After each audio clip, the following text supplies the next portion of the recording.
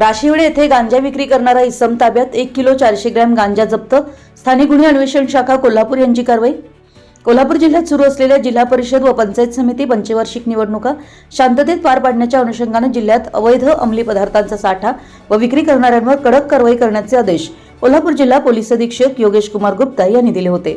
त्या आदेशाच्या अनुषंगाने स्थानिक गुन्हे अन्वेषण शाखा कोल्हापूरचे पोलीस निरीक्षक सुशांत चव्हाण यांच्या मार्गदर्शनाखाली अंमली पदार्थ विक्री करणाऱ्यांचा शोध घेण्यासाठी विशेष पथक तयार करण्यात आलं होतं.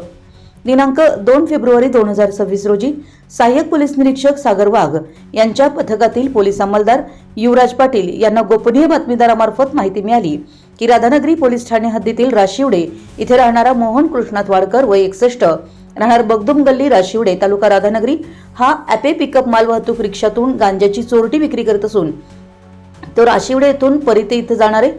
मिळालेल्या खात्रीशीर माहितीच्या आधारे पोलीस निरीक्षक सुशांत चव्हाण यांनी छापा कारवाईचे आदेश दिले. त्यानुसार पथकानं राशिवडे परिते रस्त्यावर पाटील पोल्ट्री फार्म जवळ सापळा रचून संशयित इसमास ताब्यात घेतलाय. पंचांसमक्ष तपासणी दरम्यान त्याच्याकडून 1 किलो 400 ग्रॅम वजनाचा गांजा जप्त करण्यात आलाय. तसेच आरोपीच्या अंगझडतीतून मोबाईल हँडसेट व ॲपे पिकअप माल वाहतूक रिक्षाचा एकूण 1,39,000 रुपयांचा मुद्देमाल जप्त करण्यात आला. पुढील चौकशीत आरोपीनं राशिवडे व परिसरातील गावांमध्ये चोरटा गांजा विक्री करत असल्याची माहिती दिली.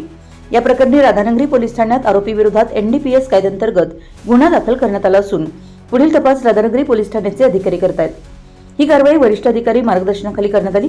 कारवाईत स्थानिक गुन्हे अन्वेषण शाखा कोल्हापूरचे पोलीस निरीक्षक सुशांत चव्हाण, सहाय्यक पोलीस निरीक्षक सागर वाघ, पोलीस उपनिरीक्षक जालिंदर जाधव, पोलीस अंमलदार संजय देसाई, युवराज पाटील, अमित सर्जे, विजय इंगळे, अशोक पवार, निवृत्ती माळी, महेश आंबी, संजय हुंबे तसेच चालक सुशील पाटील यांनी सहभाग घेतला. आपल्या परिसरातील महत्त्वाच्या बातम्या पाहण्यासाठी आमच्या नवसंकेत न्यूज चॅनलला YouTube वर सबस्क्राईब करा आणि बेल आयकॉन प्रेस करा.